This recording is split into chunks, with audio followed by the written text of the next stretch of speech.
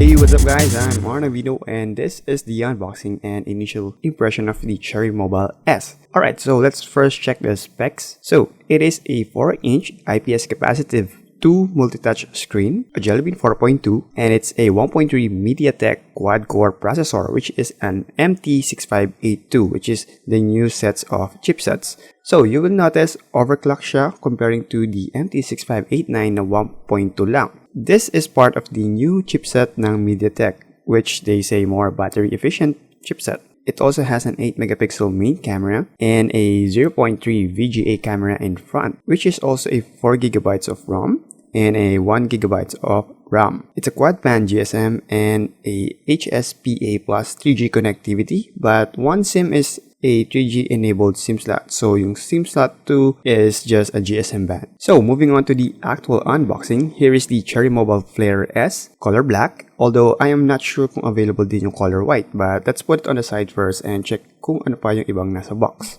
Next is the free jelly case na color black na transparent, and then yung battery na 3.7 volts with a 1400 mAh capacity, and the headset, which is not the usual design na stock headset nila but still has the talk button for answering calls. And then yung micro USB to USB connector na para sa charger or data transfer. And here is the new design portable charger. So ngayon mas maliit na siya comparing to other charger nila, which is pretty nice kasi it's really portable now. It is a 1000 mAh capacity. And last but not the least is the Flare S user manual, but hopefully soon maging paperless na rin ang Cherry Mobile like the Star Mobile, which yung manual nila is integrated na sa mismong operating system because some users are not really reading this stuff. So moving forward, I put on the jelly case of Flare S and this is how it looks, which is nice kasi kasama na yung jelly case when you buy it. At least you have an extra protection sa phone nyo, diba? So let me just peel off the plastic cover and screen. By the way, it has another screen protector na built-in, so you really don't need to worry na magagasgasan siya dahil ay built-in siya sa phone. But then again, you can still buy another screen protector if you really have doubt na magagasgasan siya. Alright, so let's put on the battery first. And let's check yung back muna. As you will see, yung left side niya is the micro SD slot, which is up to 32GB capacity. And the center is the SIM slot 2, which is GSM only band. And the first SIM slot is the GSM and WCDMA slot or the 3G connectivity. Okay, let's boot up the phone and let's see the performance. But before that, check muna natin yung build and design. So, on the left side is the power button. Then on the right side is the volume rocker, and at the back is the Cherry Mobile logo and the Flare logo. And on the top is the 8-megapixel camera. Then sa right side niya is the LED flash and yung 8-megapixel na text. At the front is the camera and the light sensor, and at the bottom is the capacitive buttons. So which is nice. I really like the capacitive button, the way they designed it. So para siyang BlackBerry.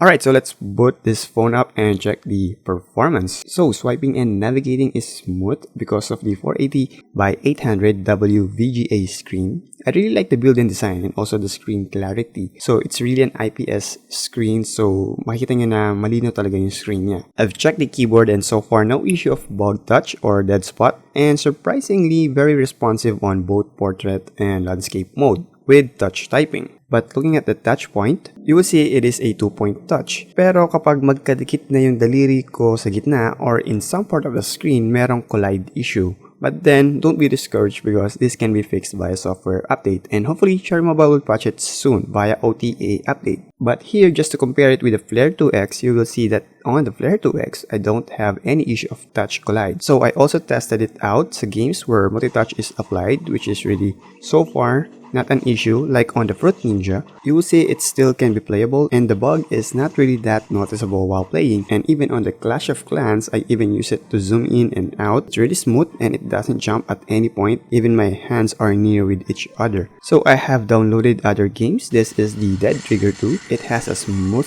gaming experience, although it's quite hard to see the screen kasi nga 4-inch lang siya, but playing with it, it's very smooth naman so far.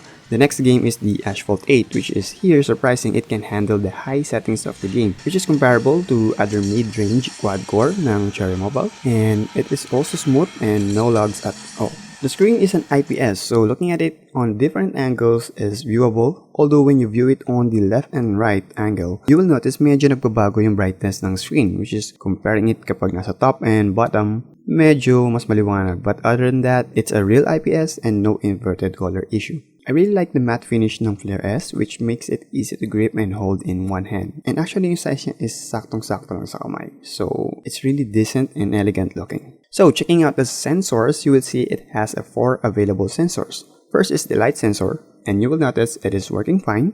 So the sensor is located dun sa left side ng camera. So when I put my hand, the light drawing changes, which indicates na working yung sensor. Next is the accelerometer sensor. As you can see, yung ball bearing is moving when I tilt or move the phone. Another one is the proximity sensor. You will see kapag malayo yung kamay ko dun sa sensor, nagbabago yung drawing ng halaman, which indicates na working din siya. And the last sensor is the sound sensor. So later, we will use this sa camera feature ng phone, but here you will see kapag may change sa sound frequency, the graph spikes, and which indicates na working yung sound sensor. And looking at the Nanomark, my first run, it results to 67.5, and on my next test, nag-results to 66.8.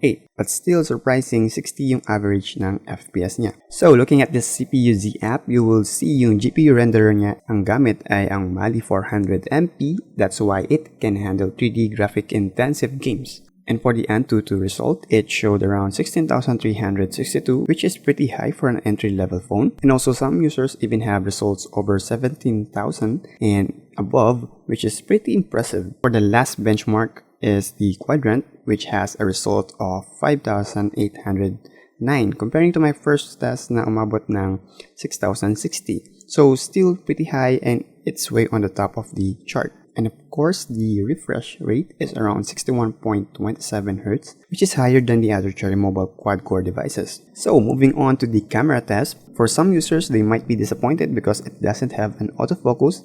It's only a fixed focus camera. But this one has a feature called Say Cheese. So when you activate the voice capture, you can use the camera feature. When you say cheese, automatically it will take a photo. The settings are quite similar with the stock vanilla camera app, but the maximum ISO is just 400, so you really won't expect too much on the camera, even though it's an 8 megapixel camera. But for the video, good thing it is not zoom in when you start recording. But the downside is the frame rate is just limited to 7 FPS. So it's really not that smooth when you play back the video. And upon checking the features of the camera, I found a bug, so I'm not sure if it's just on my end or other users also encounters it. That when you activate the Say Cheese feature, closing the app and opening it again, you will see that it will be inverted, and the only way to fix it is by restore factory settings. The good thing here is that it can play back up to 1080p video without using any third-party player. Like MX Player, you can just use the stock video player. In terms of sound quality, it is quite low in volume, so even though I have adjusted it to the max volume, it still has a very low quality volume, so tweaking is an option on this one. Browsing is very smooth, so far fast loading on a Wi-Fi connectivity, and it loads the page really fast. One good thing to know about the Flare S is that you have this feature where you can move or transfer a file anywhere from internal phone storage or SD card. But still, this phone needs to be swapped in storage because when I transfer my game on my SD card, it doesn't detect the OBB files when you put it on the SD card, even on a manual transfer. So tweaking is still an option on this one. So there you go guys, that is my unboxing and initial impression of the Cherry Mobile Flare S. So I will still be creating another video on some of the updates on what I noticed on the phone.